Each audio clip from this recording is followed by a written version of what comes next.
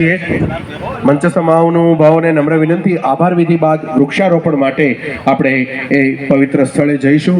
એ પહેલા આજના કાર્યક્રમમાં જે મુખ્ય નિમંત્રક છે આરએફઓ શ્રી એમડી કરંગિયા મેડમને હું નમ્ર વિનંતી કરું કે આભાર વિધિ લઈને પધારે.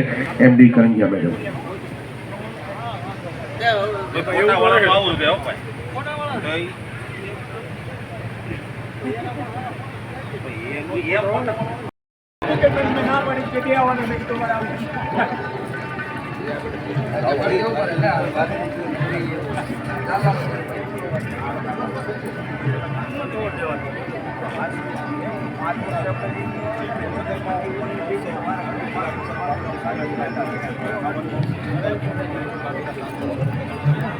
તમામ પદાધિકારીગણ હાજર હતા.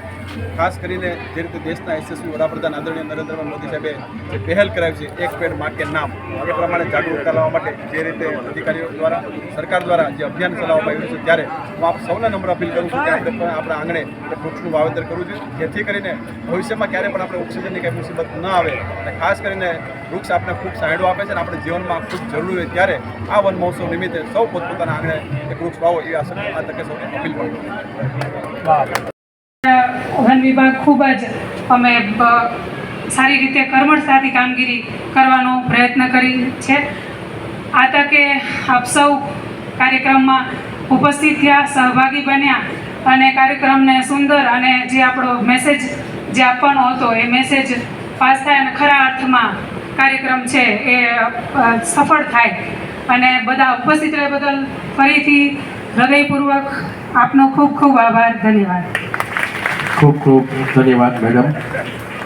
અત્યાર સુધી મંચસ્થ મહાનુભાવો માટે ઘણું કીધું, પણ હવે એક છેલ્લી લાઈન આપ સૌ ઓડિયન્સ માટે કહેવા ઈચ્છું છું કે છેવટે અહીં જે મંચસ્થ મહાનુભાવો જે બેઠા છે એ આપને કહે છે કે છેવટે મેં વાદળને કીધું કે વરસ્યા વિના શું જાઓ છો, તો વાદળ જવાબ આપે છે કે વરસીએ તો ખરા પણ તમે ક્યાં ભીંજાવ છો. આવી સુંદર વાત આ મંચસ્થ મહાનુભાવો કહે છે. એને તો બધું આપ્યું, યોજનાઓ આપી, હવે આપણી ફરજ છે કે આપણે એ નિભાવીએ, વૃક્ષોનું જતન કરીએ અને આપણા મનમાં વનને વસાવીએ અને હરિયાળી ક્રાંતિ લાવીએ. ખૂબ ખૂબ આભાર.